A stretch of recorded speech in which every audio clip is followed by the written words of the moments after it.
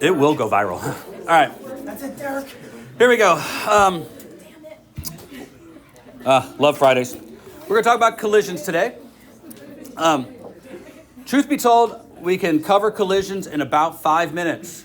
If you're really focused, there's not a lot here. If you're not focused, it'll take us 25 minutes. Collisions, there's a whole chapter in the book on this, but the truth is collisions are very simple. The idea is very simple.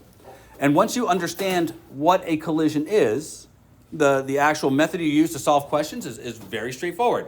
The hard part isn't the collision calculation itself. The hard part is recognizing when a collision occurs. So, and I know that sounds silly, but the AP exam probably will not feature a collision question. But the AP exam will probably have 4 or 5 collision questions in it. It'll be a portion of another problem. So we'll talk about collisions here in just a minute, and we'll go through several different types of collisions. But when we're done, I'll show you some examples of how collisions get put into the AP exam, so you can see how A, I'm going to test you next week on it, and B, what to be looking for. So the first thing I want to start off with is a brief reminder of something I said yesterday, that impulse obeys Newton's third law. I said that yesterday, but I want to reiterate it because collisions are about that. During a collision, one object is going to come into contact with another. And during the course of that collision, the two objects will have a force applied on each for the same amount of time. Oh, that's bad. What did you do? I fractured my foot.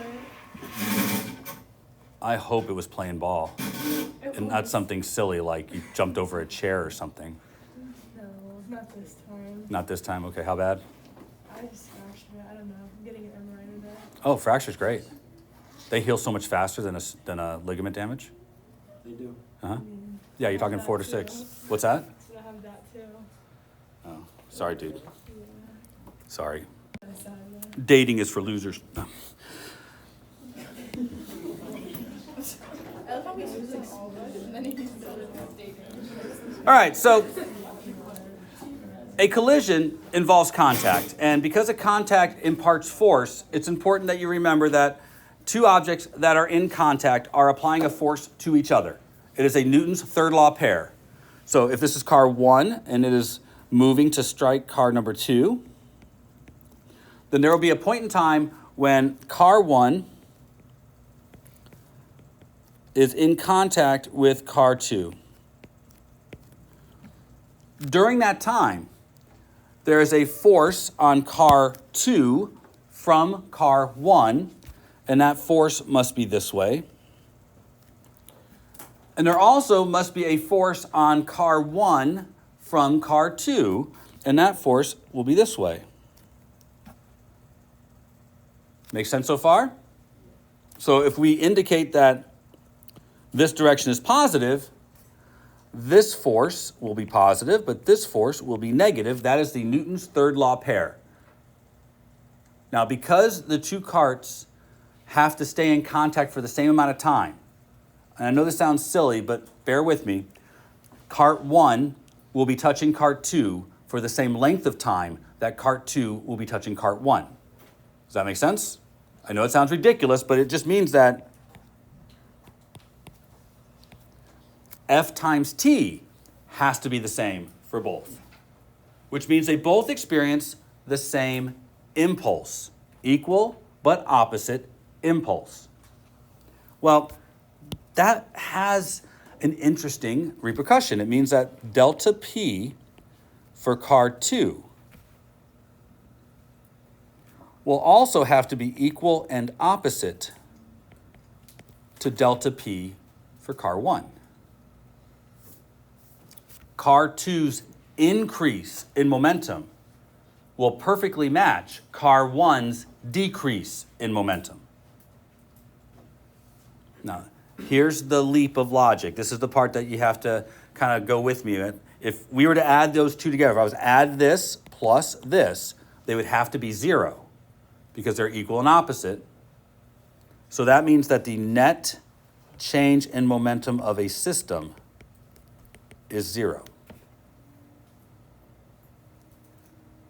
Now, the big takeaway here is that if your system is not experiencing any outside influence, the net change in momentum of a system is 0.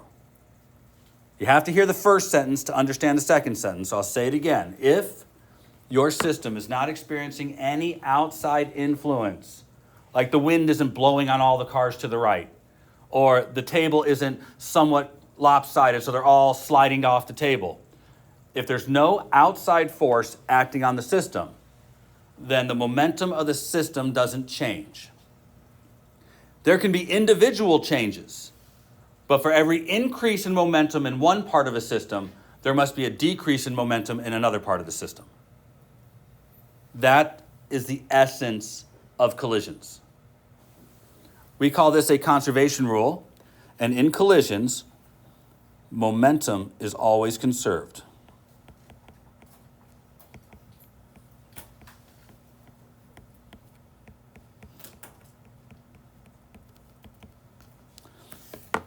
Momentum conservation is one of the most fundamental conservation rules in nature. Unlike conservation of energy, where you have to kind of figure out all the different forms of energy, that's not true here. With momentum, there is just one form of momentum for objects that are moving around. And because of that, momentum is conserved. If you add up all the momentums, that number doesn't change. Individual amounts might change, but the total doesn't change. So let's see this in practice. So we're going to take a look at some examples of this. We're going to do 3 different examples. And I'm going to be talking about the nature of each example, but you'll need your calculator for this because you guys are going to do the work.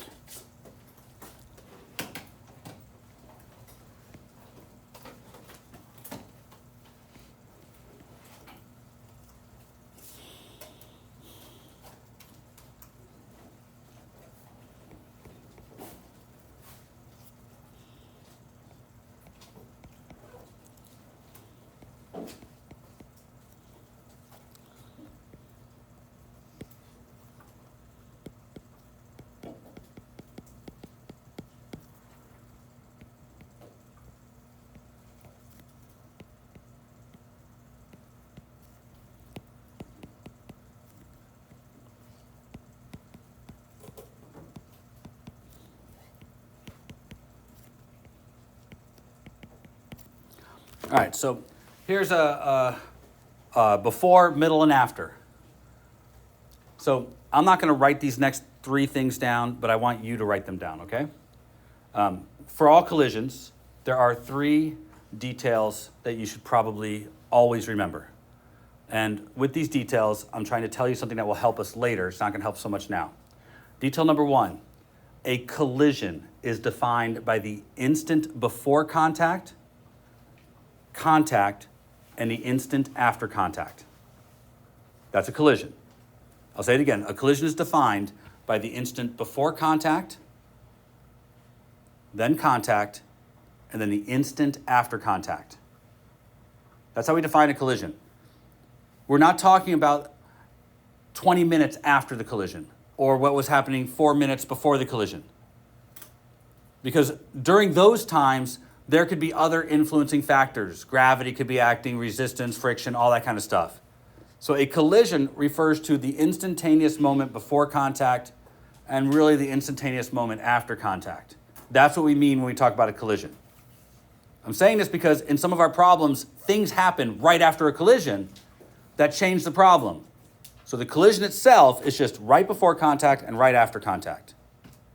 Point number 2. When dealing with a collision, identify direction. Because remember, momentum has direction. So if you want to get these right, point number 2 is to identify direction. I'm going to make my problems positive to the right. So anything that is to the left, I have to make negative. And point number 3, the collision represents an equal sign. All of the momentums before the collision have to sum up to equal all of the momentums after the collision. So again, point number 3, the momentums before the collision just get added together, And they have to equal the momentums after the collision. It's point number 3. So point number 1, we're talking about the instant before and instant after. Point number 2, choose a direction, call it positive. Point number 3, add up all the momentums before and set it equal to all the momentums after. That's how a collision works. If you do those 3 things, you'll get all collisions right. Here's our collision. I have 2 objects before the collision. One object isn't moving, so it has no momentum. One object is moving, so it has a momentum of 5 times positive 2. That is the momentum of the system before the collision. That has to be equal to the momentum of the system after the collision. I know information about object number 1. After the collision, it's traveling slower. On the other hand, I don't really know what's happening to object number 2, but I can probably figure it out.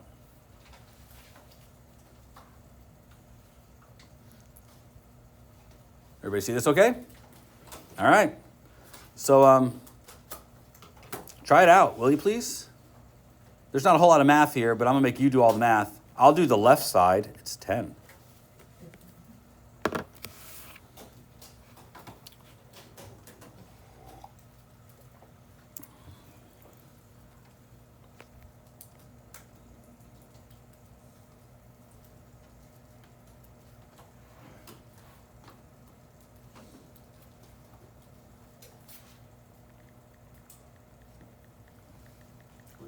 What do you want us to route to? Don't really care.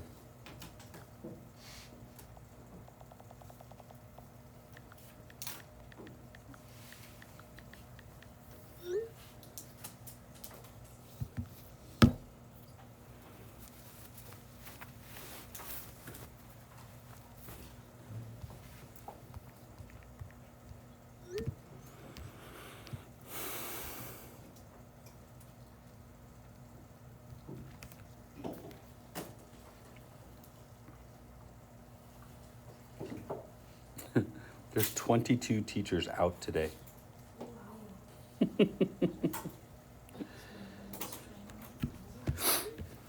So 0.25 times 5 is 5 force plus 8v. So I am sure you guys solved for v. What do you got? 1.09 meters per second. Okay. I would probably just say 1.1 if I was doing a test here, just to throw that out at you. But not particularly interesting here. This is what a collision question looks like, though. This is one type. There are 3 types of collisions. This first type is called an inelastic collision. It's very generic. It's an inelastic collision. Again, super generic. There's nothing special here. There's no nothing provided that's unusual. So all collisions, unless you are told otherwise, are considered inelastic. Specifically, what inelastic means is the kinetic energy is not conserved. That's what an inelastic collision technically means, is that the kinetic energy is not conserved. Now, we didn't calculate kinetic energy. You could prove that the kinetic energy is not conserved, but you would have to calculate the kinetic energy before and compare it to the kinetic energy after. But I guarantee you that the kinetic energy afterwards will be less than the kinetic energy before. In collisions, generally energy is lost. Momentum is conserved, but energy is lost. You are seeing the beginnings of a multiple choice question, are you not? One of those ones where you get it wrong because you didn't read it very carefully. So let me emphasize something very important here. Momentum will be conserved in all collisions. In all collisions, momentum will be conserved. I'm just going to put this up there so people are kind of strained in to see it. That's all I wrote down there at the bottom. Again, momentum will be conserved in all collisions, but kinetic energy isn't. The kinetic energy gets converted to other stuff. The collision makes noise. It makes heat. So it might dent the object during a collision. All of these things take energy. And because they take energy, they take kinetic energy away from the first car. and they don't convert it back into kinetic energy afterwards. Now let's take a look at the second type of collision. And I'm not going to change any of the original parameters. I still have the same car traveling at the same speed at the same non-moving car. But let's talk about a second possible situation in which car 1 strikes and sticks to car 2. So the first car hits the second car and they stick to each other and they drift off in this direction. That's often what happens in a slower car accident. The two cars end up becoming entangled and drift off in the same direction. We're going to do this as an activity. I would have done it today if I hadn't run my mouth all about prom, but we'll do it Monday. This collision has a special name. It's called a perfectly inelastic collision. This one is called perfectly inelastic. If on a test or a problem they tell you that they collide in such a way that the collision is perfectly inelastic, they are telling you that the two objects stick together. That's what's being stated without being stated. So if two things collide and have a perfectly inelastic collision, they're going to stick together. Not particularly hard question, though. If they stick together, you only have one object that has momentum now, because they are now one object. Generally, they are one object with a combined mass of the two objects, and they will drift off at a single velocity. So in a perfectly inelastic collision, the two objects stick together and have one velocity. From a problem writer's perspective, these are easy to write because I don't have to give you as much information. In the last one, I had to tell you how fast one of the cars was going after the collision. In this one, I don't. Yes, ma'am? So like on one of the homework problems, it was a problem like that, but just when they combine and you have the two things, the total momentum of the system is just going to be like the combining of both of them because they stick. Right, well, the momentum of the system is still going to be 10. Yeah. Right, so it's just that they both now are combined, so they have the same velocity. Same goals. Right. Now this one's pretty easy. You're going to find that V is equal to 10 over 13, right? So something less than 1? I don't know what this is. Point what? 7.76. So slower than before. It's important to understand that in a perfectly inelastic collision, generally they lose the most kinetic energy. That's why they use the word perfectly here, because this represents the absolute most loss of kinetic energy. But you'll never be asked to prove that, so it doesn't matter that much. Now, the next kind of collision, we're actually not going to do the calculation. And it's because the calculation is pretty laborious, and it's really not worth it. We will look at examples that have it next week, but it's really not worth going into. These are elastic collisions.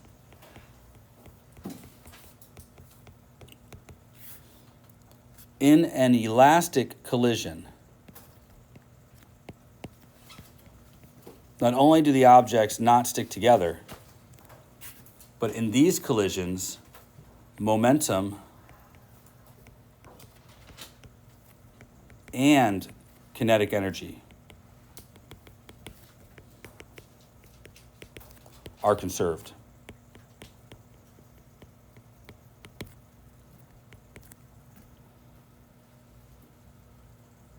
So these problems are a little bit challenging.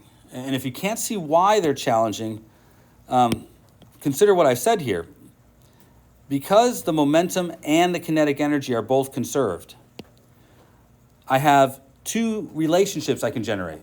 First, there's the obvious 5 times 2 plus 0 equals mv1, actually 5v1 plus 8v2. Now, on its own, I would not be able to solve that because there's two unknowns.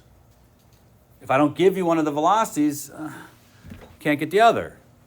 But because I am saying that this collision is elastic, I'm also telling you that 1/2 v squared before the collision, the kinetic energy, has to equal 1/2 m v1 squared plus 1/2 m v2 squared. If it's an elastic collision, both the momentum and the kinetic energy are conserved. It generates two relationships. But as you can see, although it generates two relationships, that's going to be a lot of work. You can see that, right? So although it is a elastic collision, and you could do the algebra for this, it's a lot of algebra. It's really tedious. And on an AP exam where you only have a few minutes to solve a question, it's unlikely to show up. I will not be doing test questions like this. I will expect that you know the definition of an elastic collision. And what you may be asked to do is show if the results of a collision are elastic by testing the energy. But I wouldn't make you solve this two-equation system because it's just too laborious. Yep? Have you ever talked about collisions where one car's moving but another car's moving, but just Sure. this one's moving faster? Where'd you get the 4 from? 2 squared, oh, I was in my head to 2 squared. It's still 2, sorry. Yeah, I just didn't make the first car move for simplistic sake. We're going to do another example here in just a second. All right, so I've talked about all collisions. I do want to offer you guys a couple of examples that I think are more likely to look like what you're going to see on the AP exam. One cart striking another is okay, but we tend to see problems that are more in this vein.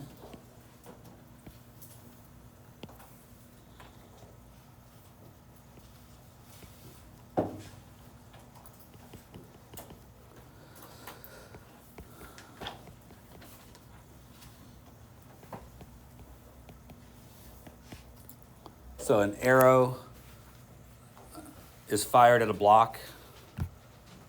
Arrow block problems are pretty common. In this problem, the arrow strikes and passes through the block and emerges out of the other side.